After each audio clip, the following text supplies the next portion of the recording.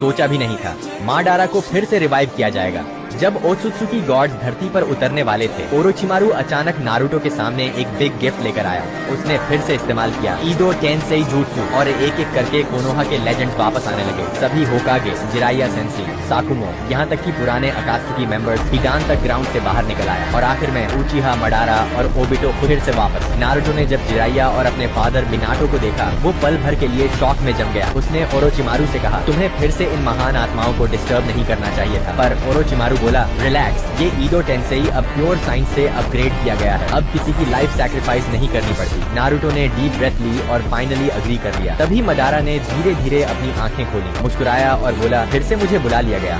और इस बार बुलाने वाला नारुतो उजुमाकी खुद। नारुतो बोला, हाँ, लेकिन ये बार मजबूरी है, ओत्सुत्सुकी क्लैन वापस आने वाला है। मडारा ने हल्की हंसी दी, क्या तुम्हें डर नहीं कि मैं फिर से ईदो टेंसेई तोड़ दूं? नारुतो कामली बोला, नहीं, अब तुम वो मडारा नहीं रहे। तुमने समझ लिया है असली पीस क्या होती है। मडारा ने लॉन्ग लाफ किया, ठीक है नारुतो, इस बार मैं तुम्हारे साथ हूँ। नारुतो की आंखों में हैप्पीनेस झलक गई। अब सब लीजेंड्स एक जगह थे, होकागे, उचिहा, सन्निन, सब रेडी टू फाइट। और तभी हशिरामा सेंजू भी जाग गया। पूरा माहौल अचानक गर्म हो गया और दोनों ओल्ड राइवल्स आमने सामने खड़े हो गए। हशिरामा बोला, मैं तेरी हरकतें भूला नहीं हूँ मदारा। मदारा भी झुकने को तैयार नहीं था। उनके बीच फाइट शुरू होने ही वाली थी कि तभी टोबिरामा बीच में आ गया। बस करो तुम दोनों, अब बच्चे नहीं रहे तुम, पहले नारुतो की बात लो। नारुतो ने सीरियस टोन में कहा, ओत्सुत्सुकी फिर लौटने वाले हैं।